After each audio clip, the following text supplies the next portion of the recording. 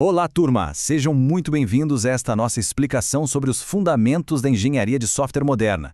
Hoje a gente vai destrinchar de um jeito bem visual e direto ao ponto o capítulo 3 daquele livro clássico do Ian Sommerville. Imagina que a gente está aqui batendo um papo do zero para entender como o desenvolvimento ágil mudou as regras do jogo. Bora transformar a teoria clássica em algo super dinâmico? Então vamos lá! O nosso roteiro de hoje é bem claro. A gente vai passar por o problema tradicional, a filosofia ágil, Extreme Programming, o framework Scrum e, por fim, escalando ágil. Ponto 1. O problema tradicional. Afinal, por que a gente precisava mudar? Bom, para a gente entender a solução, primeiro a gente precisa sentir a dor do problema, né? Imagina só o cenário nas décadas de 80 e 90. O mercado já estava super acelerado, exigindo respostas para ontem, mas a engenharia de software ainda estava presa naqueles métodos super engessados, baseados em planos intermináveis. No modelo tradicional, que a gente chama de dirigido por plano, basicamente se passa meses escrevendo uma documentação gigante que, vamos ser sinceros, quase ninguém lê inteira. E só depois passa-se a criação do código. É linear, é lento. Agora, olha para o lado do ágil. É um ciclo contínuo. O design e o código se misturam. A gente joga fora a burocracia que não serve para nada e foca no que realmente importa. Ponto 2. A filosofia ágil. O foco naquilo que funciona e principalmente nas pessoas. Toda aquela frustração com os montes de papéis e com a rigidez de ter que planejar tudo logo de cara acabou gerando uma verdadeira revolução no final dos anos 90. Foi aí que surgiu o famoso Manifesto Ágil. E a grande sacada aqui foi uma mudança de mentalidade, sabe? Eles declararam que, sim, os processos e as ferramentas têm o seu valor, mas os indivíduos e as interações importam muito mais. Eles valorizaram ter um software rodando de verdade em vez de perder tempo com uma documentação gigantesca. É literalmente colocar as pessoas em primeiro lugar e focar na capacidade de adaptação. E sabe o que é legal? Não importa exatamente qual método ágil a equipe escolhe. Todos eles compartilham algumas características universais. A principal delas é que a especificação e o código nunca andam separados. Eles são feitos juntos.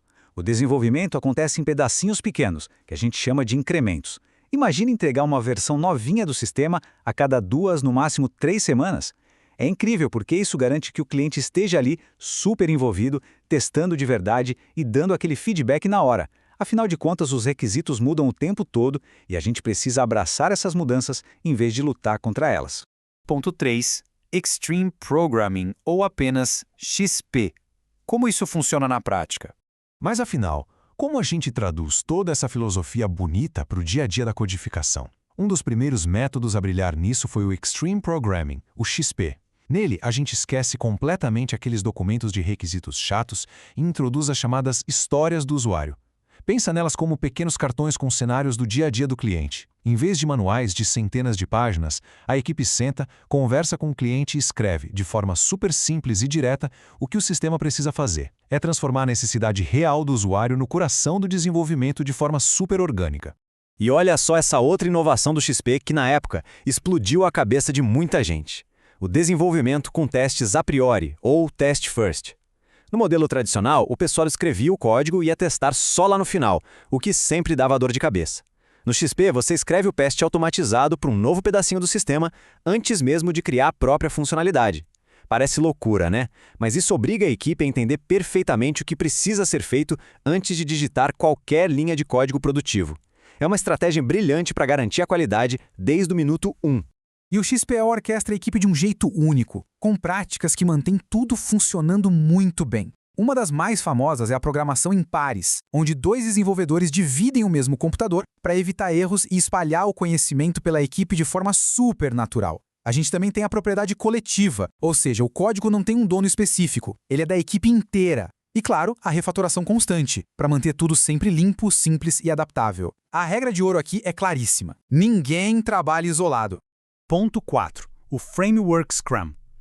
Trazendo organização e gerenciamento para a agilidade. Avançando um pouquinho mais para o cenário atual, todo esse fluxo ágil intenso precisava de alguma estrutura organizacional, certo? E é aqui que o Scrum entra em cena. Mas presta atenção num detalhe. No Scrum, aquele papel tradicional do gerente de projetos, aquele chefe que fica só dando ordens de cima para baixo, simplesmente não existe. No lugar dele, entra a figura do Scrum Master. É quase como se fosse um guia do processo. A função principal dele é ser um facilitador metodológico e uma espécie de escudo humano que protege o time de desenvolvimento daquelas distrações e interferências vindas de outras áreas da empresa. E se o Scrum Master é o BIA, a Sprint é literalmente o coração pulsante de tudo isso. Mas o que é uma Sprint? Basicamente, é um ciclo de trabalho fixo e protegido, geralmente durando de 2 a 4 semanas, totalmente focado em concluir uma fatia específica de trabalho. E o grande diferencial é este. Ao fim dessa sprint, o que você tem nas mãos não é um rascunho, é um incremento potencialmente entregável. Ou seja, é um pedaço do software que já é funcional, já está testado e perfeitamente pronto para agregar valor ao negócio na mesma hora. E olha como o fluxo é elegante. Tudo começa lá no backlog do produto, que é aquela grande lista de tudo o que precisa ser feito no projeto global. Na fase de planejamento, a gente seleciona itens dessa lista e cria o backlog da sprint, ou seja, o que vamos atacar nessas próximas semanas. Durante a sprint, a equipe faz reuniões diárias, curtinhas, chamadas apenas de scrums, onde todo mundo se auto-organiza e compartilha o progresso. E no final do ciclo, o trabalho é revisado e o software fica prontinho para uso. É um processo incrivelmente simples, repetitivo de um jeito bom e extremamente transparente. Ponto 5. Escalabilidade dos métodos ágeis. Porque o mundo corporativo real é bem mais complicado. Até aqui, tudo soa como um sonho se você tem uma equipe de 7 pessoas numa única sala, não é? Mas quando grandes corporações tentam adotar o ágil, a realidade bate a porta com força. Existem 2 facetas para esse desafio gigantesco de escalabilidade. A primeira é escalar verticalmente, que significa lidar com sistemas massivos que exigem dezenas de desenvolvedores trabalhando juntos no mesmo produto. A segunda é escalar horizontalmente, que trata de espalhar e integrar essas práticas ágeis para um monte de equipes diferentes dentro de uma empresa enorme e tradicional. E vou te contar, as barreiras práticas são colossais. Imagine os contratos em grandes empresas. Eles são todos rigorosamente baseados em entregar um escopo fixo por um preço fixo e numa data exata. Essa estrutura super inflexível colide violentamente com a natureza essencialmente mutável do ágil. Sem falar no peso que é tentar usar agilidade para dar manutenção naqueles sistemas legados antiquíssimos. Além disso, a própria cultura da organização resiste arduamente à falta de documentação formal e essa comunicação mais baseada no boca a boca. Esse choque entre a teoria ágil e a prática corporativa é bem profundo. Pensa no princípio do envolvimento do cliente. Na teoria é lindo, o cliente está ali disponível o tempo todo.